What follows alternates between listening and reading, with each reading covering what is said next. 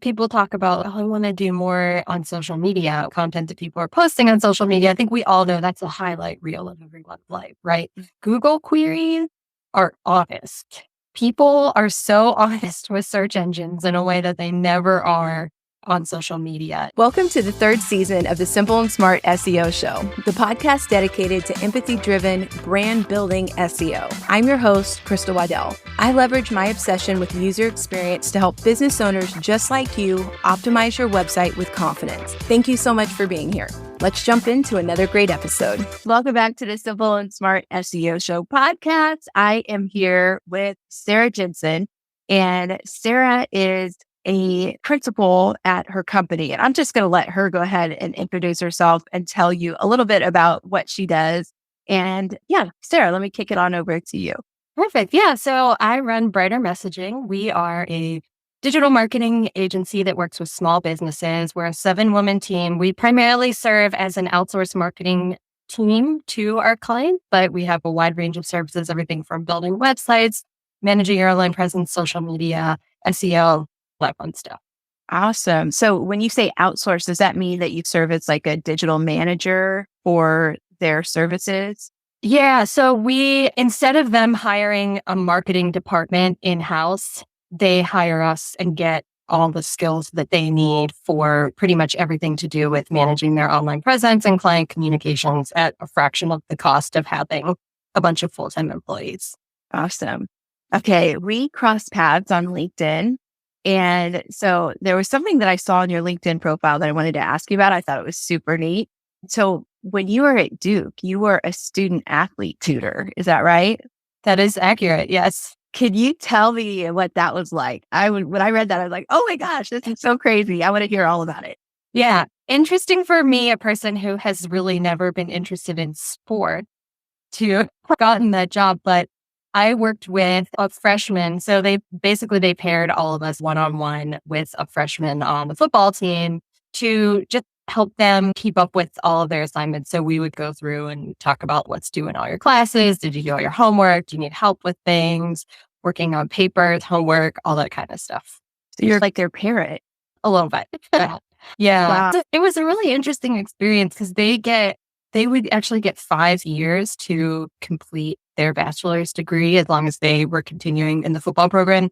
And the guys who were super motivated were trying to do their BA in 3 and then get a master's for the second 2 and have it all paid for. Yeah, just working with them on trying to keep up with class and all those kinds of things. Wow. Yeah, that makes sense. And because you're at Duke, I could see how that is that much more of a motivating factor to get an undergrad at Duke and a master's at Duke. That is not cheap. So that is really smart of them to do. And it's crazy because you say you're not into sports, but my business is all about celebrating athletes. So that was why it really got my attention when I saw it. I was like, oh my gosh, she was like working right there in the athletic department. So fun. Yeah. Yeah. Okay. So you talked a little bit about growing your business and how it was like there were some challenges from going to just being a solopreneur to working with a team. And I thought maybe we could talk about that a little bit first before we jumped into some of those SEO topics.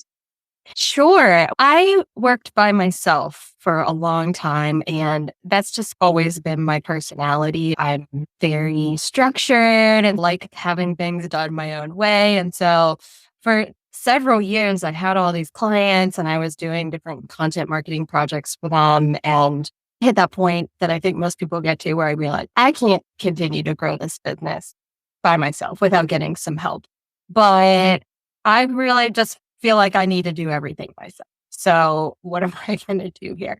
And that's been a really long journey, getting over that hump, finding people that I trust because nobody cares about your business as much as you do. And it's really my reputation and my name and my relationships with clients that are on the line. I was really fortunate. The first VA that I hired her and was, so I want you to help me, but I don't know how, and I don't know what to give you, and I don't really know how to work with you. Figure it out. And she did. She was the person that introduced me to Asana, and she started coaching me really on here's stuff that you really shouldn't be doing that you could hand off to me. Once I got over that hump of just the amount of knowledge transfer involved to hand your job off to somebody, but then started to see the benefits of the amount of time that was being freed up, and not even just time, but that mental space with that mental load is huge. That then I got hooked on it and was like, okay, I can see how this can work, and ended up building out the team from there over a few years. Yeah. Gosh, that is so cool. I think that's probably going to resonate with a lot of people because you talk about knowledge transfer. I've never heard anybody describe it like that, but you're exactly right. And my partner that I started the podcast with, B, when we first started, she talked about that. And we talked about creating SOPs and just the challenges that come with what you just called knowledge transfer. That is just such a great name for that. Yeah. And what's so interesting about that too is that when you have your own business, you set up your own systems and processes. And then when you invite other people into it, it's a vulnerable place because you can tell them, this is the way I want you to do this exact thing. And then sometimes they come back and say, hey, I have an idea that could make this better or more efficient or just a way to do something differently. And so it's humbling in some ways, but it's also awesome because suddenly you have other people to collaborate with. And the team that I have now, I could not do every one of their jobs. There are people with certain skill sets that I don't bring to the table, but I think we all make each other smarter and more creative and better because just collaborating with each other, having people to bounce ideas off of, having people that are in those client accounts with you every day working on things, I know it's made me a lot stronger in terms of what I offer to clients. Yeah, gosh, that's amazing. So I think for anybody who's listening right now and you're a little bit nervous about expanding your team for the exact reasons that you just described, because for me, Sarah, that fear of, oh, people can't do it like I do it. I went through that at one point as well. And now I'm just like, I just got to find somebody to train over that. Because you get to a point where you're like, I can't do it all. It's a fun, but frustrating sometimes journey. And it's nice that you have navigated that already. Yeah, you really have to think about what are the things that are the best and highest use of your time. And that's what you should be spending your time on. And there's obvious things for a lot of, especially people in creative services, like bookkeeping is probably not the best and highest use of your time. Outsource it and just stuff like that. It's really, you could do it, but it's not the thing that lights you up. It's not where you deliver the most value. That's where I would encourage people to start in thinking about what can I take off my plate. Yeah, no, you are so right. And I have an actual practical example of this because last year, Erin O'Lilla was on the podcast and we talked about a task list and we're going to do this and this on these certain dates or whatever. And on my task list on Fridays was to review QuickBooks and all of the expenses and that type of stuff. And then I found an online bookkeeping company because every Friday when it came time to do that, I just was not fun and I didn't want to do it. And a lot of times I push it off. And so I was like, this needs to be done. So maybe I can just find somebody to do it. And they quoted me a price. And I was like, I think that's a little high for me right now. And so I went to my accountant and I said, do you know anybody who would do XYZ, my bookkeeping this? And she's like, oh, I'll do it. And I was like, what? How did I not know this? So like, take my stuff. You're already in QuickBooks. So that was so great for just like $100 more a month. She took a lot off of my plate. But it took being open to the idea first, like realizing, okay, now that I'm actually committing to doing this on a consistent schedule, I realized the reason why I wasn't doing it was because I didn't have time. So yeah, great lesson. And then I think one of the last things I wanted to ask before we jump into the SEO and website stuff is you had mentioned that you work with moms, supporting moms who want to support their creative careers without compromising the way they parent. Like that hits home so hard for me. So could you just tell us just a little bit about how that came about? That's something that I am super, super passionate about. It's how I got started on this whole journey. I left my full-time job when I had my first baby almost 12 years ago now. And I wanted to be there and be his mom full-time, but I wanted something else to do as well and to be able to be that other side of myself. And so I had to figure a lot of things out along the way, for one thing. But I also, especially through those first 5 years before your kids start kindergarten, it's so demanding on the mom. And a lot of people just think, I just can't do it. And I want to tell them, like, you can do it. And it doesn't have to be like your full-time job was. And it doesn't have to mean really anything.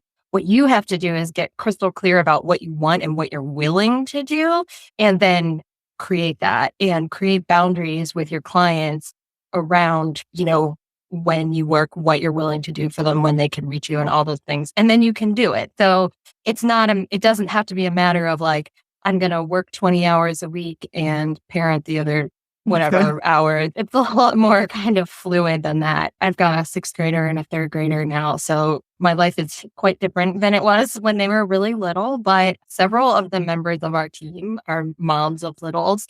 And I just think it's awesome, like seeing them doing something similar to what I did. And the way that kind of accidentally happened, I think, but the way that I set up the business is I really do the majority of the client interaction as far as being on calls and things. And so they don't have to do that. And so when they're on a call with me, if like their toddler's climbing on their head, it's fine. As long as you're getting your work done, I don't care, because you're smart and you're creative and you're going to get your stuff done on time. That's really the thing that matters to me. Yeah, I'm super passionate about this area. I could probably talk about it all day, but that in a nutshell is where I am. Yeah, that's why I started my business, because I was a teacher. And then I realized I just didn't have the mental capacity to teach and raise my son. Not to mention, we live in North Carolina. At the time, teachers were barely making anything. We barely make anything now. My husband's a teacher. But even at that point we had been on a pay freeze for 8 years. And so essentially what would have happened is I would have sent my son to daycare and used all of my paycheck to pay for that daycare. And so at that point, it's like, where is the benefit for anyone in this situation? So it was a pretty easy choice to make. But I've talked about it too, about the struggles of trying to regain part of your personality or your identity, yet still feeling an obligation and a desire to care for your children. So I love that you described it as fluid. I love that your people are recognized as important and contributing, whether they have a toddler crawling on their head or not, because like you said, that creative piece doesn't change, that intelligence doesn't change. It's just the life is a little different. Yeah. And moms are such an untapped talent pool, I've found too, because they don't necessarily want to pursue those full-time in the office jobs, but they have the qualifications for them. And if you're willing to work with them on what they need, you get access to a whole new pool of really creative and wonderful people. Yeah. And I wonder, did you ever feel like any judgment from others that it's, oh, you went to Duke, but now you want to stay at home with your kid? I never really ran into that, because I think because I have always had some kind of business going on as long as I've had kids, I really haven't run into that. There's also the part that I just don't really care. Like I got my master's degree at Duke, and then a few years later, I left the full-time workforce to have a baby. Oh, well, it's my life. Yeah. And I think that's wonderful. I felt the opposite. I think it's because I'm like a people pleaser, but I felt, and it may be postpartum too, but I felt like everybody was judging me for my choices. And even though I knew it was the right decision for our family, and it was the right decision for me, for our son, all that type of stuff, I wonder how many other women feel like that. And just to encourage you, if that has ever been you on the other side of the headphones, know that you're not alone. Yeah. Having little kids is such a teeny tiny slice of your life. You have so many years to work and use your degree and pursue your professional life, but you only have a few years where your kids are at home and really need you. Yeah. That's an interesting way to look at it, for sure, because my son's 11 now, and I barely remember those years, and I was there for all of them, but they did go by so fast. And that's a really interesting way to look at it. It's just a small slice of your life. Yeah. Yeah. Very cool. Okay. So let's talk a little bit about marketing and websites and SEO. Yeah. So when you build websites, do you build them with SEO in mind, or where does that fit into the strategy of the website? We absolutely do. So when we take on a website client, one of the first things we talk about is, what is your goal why do you want this new website? What are your goals for this website? And they tend to fall into two camps. One being, I just need to look credible when people look me up online. And so in that case, they have a really well-established business. They're getting tons of leads from referrals. Like, they don't need more leads. They just need a nice looking site. And then the other one is, I really want to grow my business and build a platform for generating organic leads. In both of those cases, we're going to put all the SEO basic stuff into your site, everything that you need. The back end is totally optimized. We're creating all your metadata for you. We are looking at keywords that you should be ranking for, even if that's not important to you. If you are a Arizona-based law firm that works with a certain type of client, we're going to optimize your site for that anyway. But yeah, we definitely put all of that into the site because, for one thing, even if you're in that, I just want to look credible, we're going to look the most credible with a professional, well-optimized site. But the other thing is, you might change your mind someday. And if you do decide that, no, I really want to invest in growing my business, that platform is there for you. That's one of the many reasons that we exclusively build on WordPress, because it really gives you, for your investment in your site, the longest return as far as this site, you can really take it anywhere.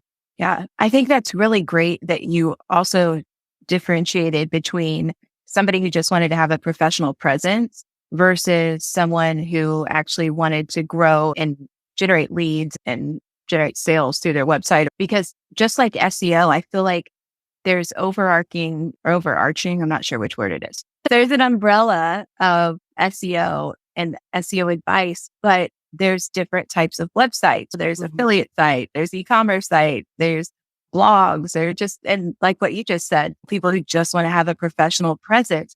And it's been nice. I think even just in the last conversation I had, we were talking about how certain advice applies to certain people and being able to understand which advice you should listen to because of what type of site you actually need. Yeah, I think it is absolutely critical to identify that at the outset and really take some time, especially a lot of people want to know, what's the cheapest way I can get a website up? And they end up using something like Squarespace or Wix and they put something up there.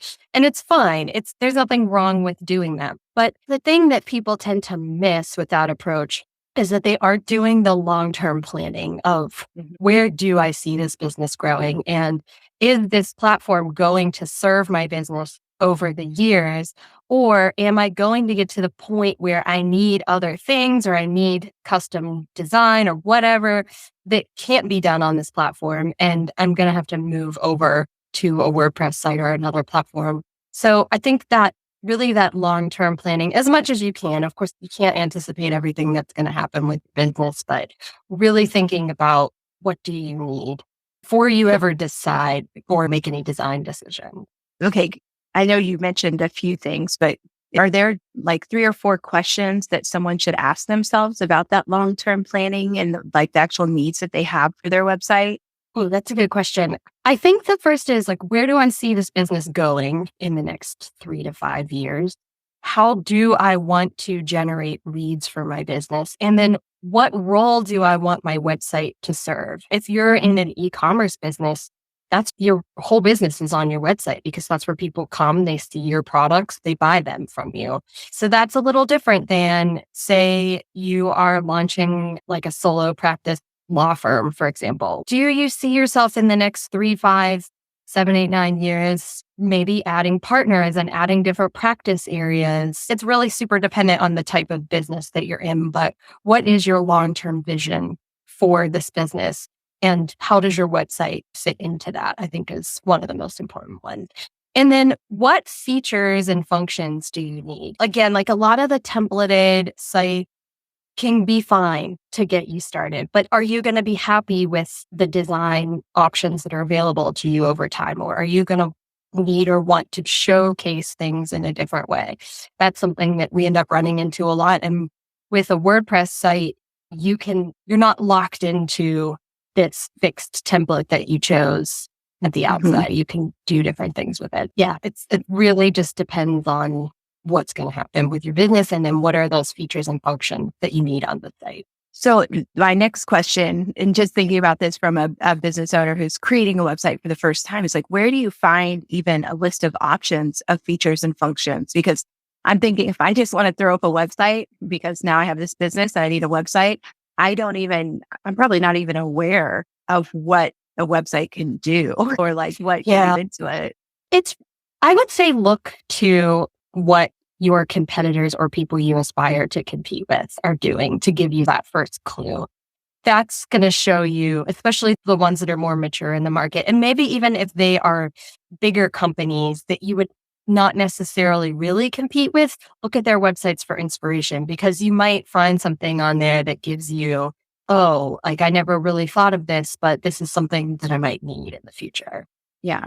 And I love how you guys incorporate elements of SEO. And it seems like when you're creating a website and you're planning for it, a lot of things are done that people who throw their websites up and then 5 or 10 years later go back and look at it and say, oh, this is not working. Because of the planning, you probably have keywords incorporated into that in terms of what job you want that page to do.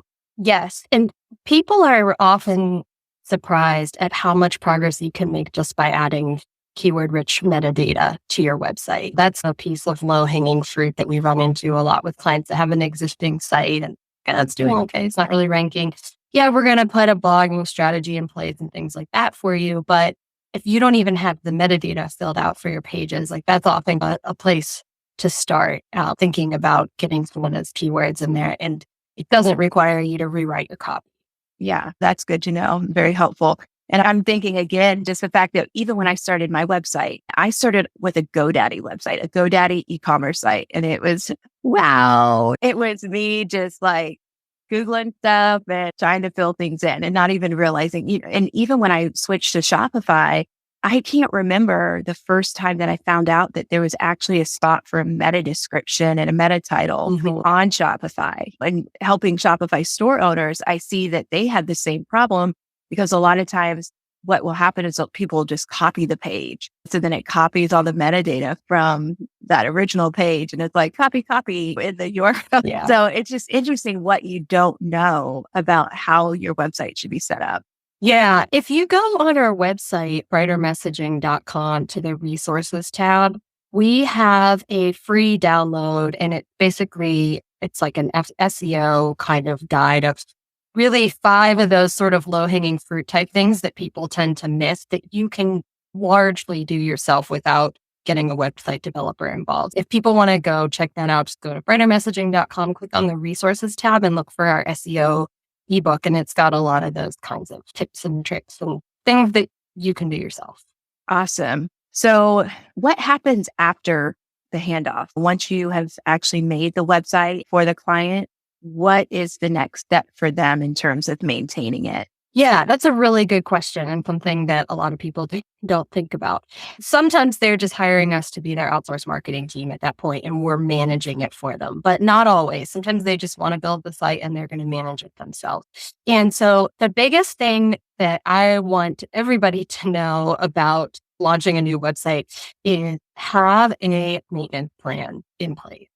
The way that we do it, we combine hosting and maintenance. And so you get not just your hosting and your security. We're going in there for you every month, like downloading plugin updates, making sure things are still working, testing forms, changing passwords, all that kind of stuff. Because if you don't do that, and this is one of the things that you really need to know about a WordPress site, your site can become obsolete in a fairly short amount of time.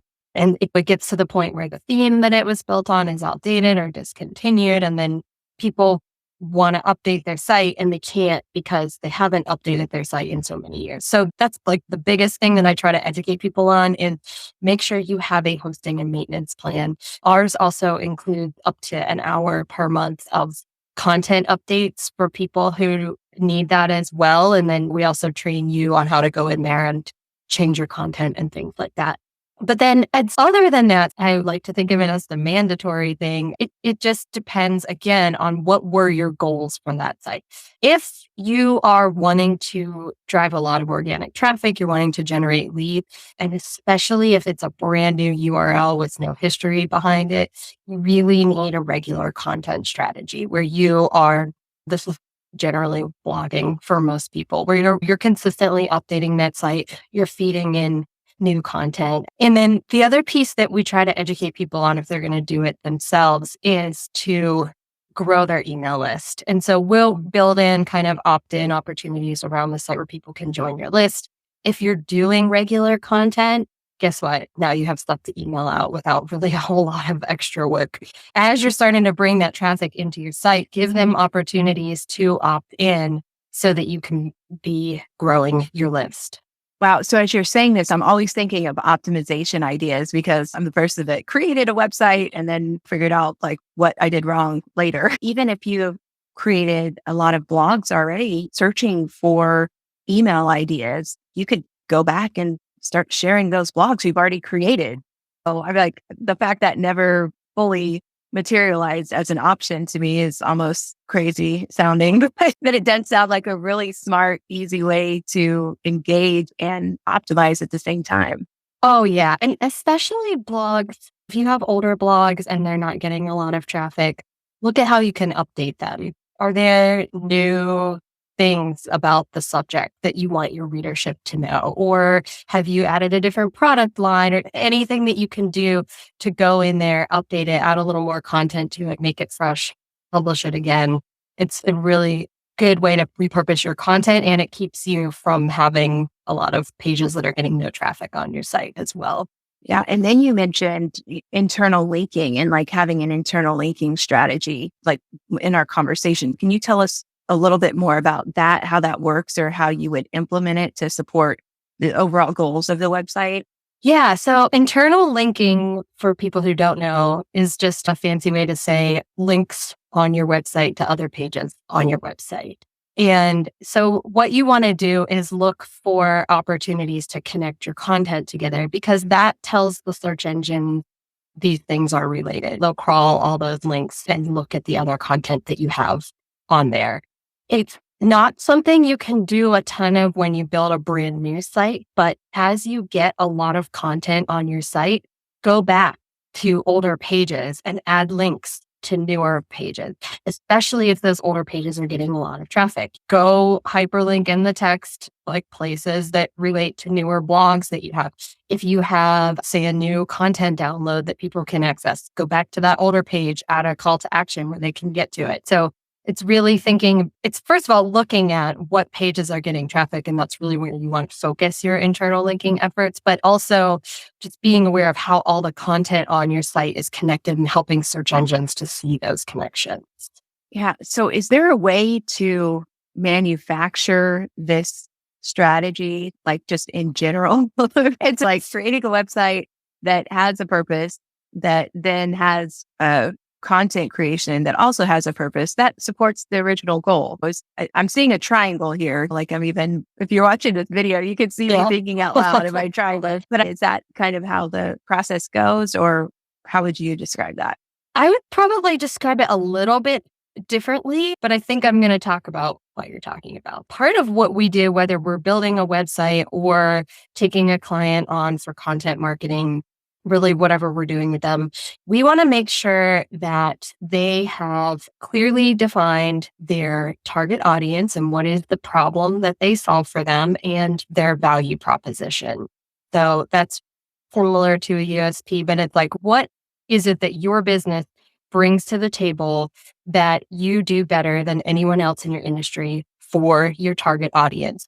What is the problem that you solve best for your target audience, and how do you do that in a unique way? And so I'll give you an example. We did a website for a company that does residential fencing. They commoditized service in a way. You might think, oh, how do you really have a value prop for like my fencing company versus your fencing company? For them, as we dug into it and worked with them, it really had more to do with their service. Like they show up on time. All their installers are employees of their company. They're not contractors. They are all uniformed. They're driving logo trucks. They're going to be there when they say they will. They're going to get the work done when they say they will. It's a huge problem in their industry compared to other companies. So that's where what we built their value proposition around. It's really, my problem is I need a fence. And they're able to solve that in a unique way because they have people who will get the work done, show up on time, all that kind of stuff. So anyway, to come back to your question, the reason that we want to do that really in the beginning is because all of the content and all of the work that we do on the website comes back to fulfilling that value proposition and ensuring that we are speaking to that problem or problems that the company solves for their target audience. Once you have those things in place, gives you structure for everything else that you're going to do, especially with content. Because now, to go back to the fencing company example, if their value proposition is around the service they provide, well, now you can start to think about queries that you might want to be ranking for.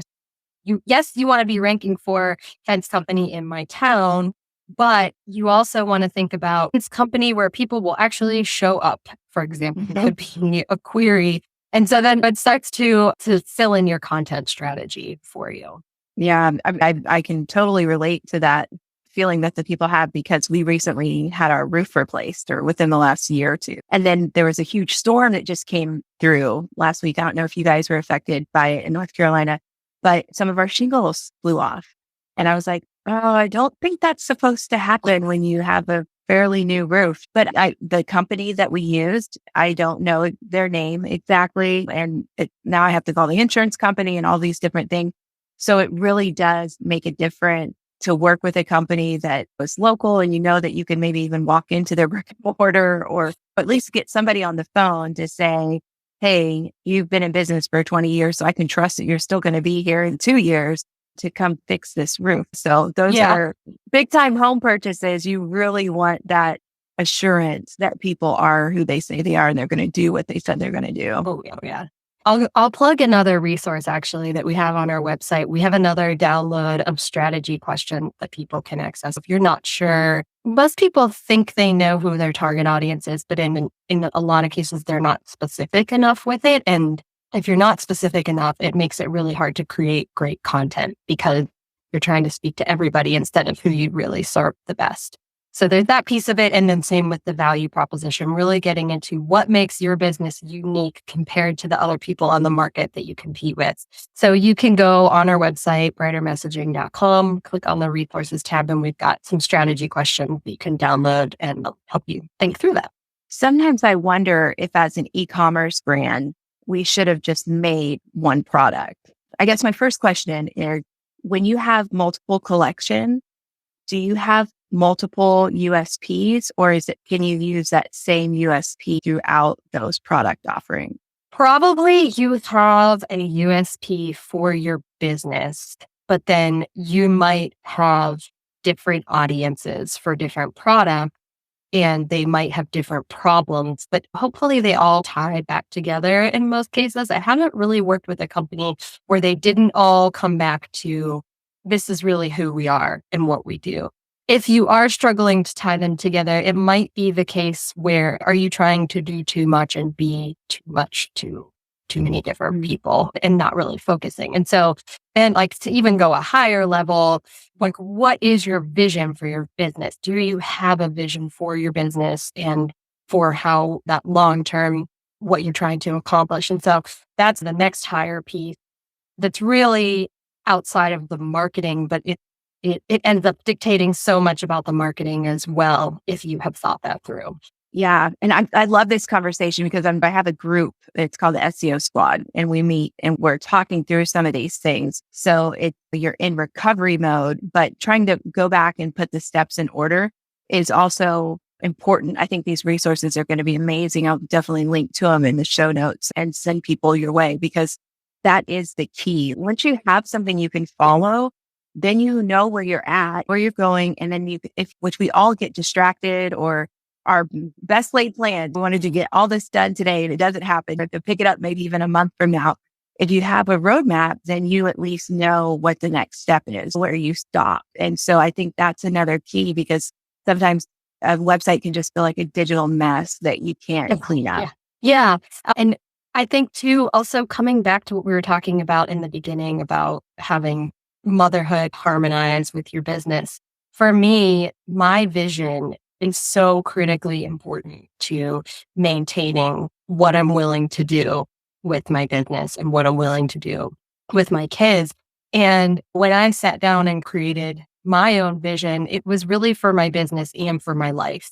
And I had to figure out how do those things fit together and put some rules in place for me personally to make sure that I could continue to pursue my vision. But there's so much freedom that comes once you have that vision set, because now every time a decision comes your way, it's not a matter of, oh, I don't know, should I do this? Should I not? I don't know about you, but I'm one of those people who says yes a little too often and then gets overloaded, and then I get stressed out and I can't get anything done. And, putting that vision in place to say, okay, I've been asked to do this volunteer thing at my kid's school, for example. How does that fit in with what I have already stated are my priorities and my vision for my life? And now I have guardrails to help me make those decisions and really figure out, is this the right thing for me and for my family at this time? Yeah, I love that you just given us all permission to do that, because I also think sometimes when people think you have your own business, it's, oh, you're so flexible. And I still actually have to run the business and do the things that make it a business. Okay, since we're wrapping up on our time here, what is one thing that somebody could do today that you feel is going to have the most positive impact for their SEO and or their website? So if you already have your metadata in place, like we talked about earlier, then I would say start working on your content strategy. And to do that, look at the people also asked queries on Google. If you have a certain keyword or key phrase that you're wanting to go after and rank for, like, go ahead and Google it and see what are those people also asked queries.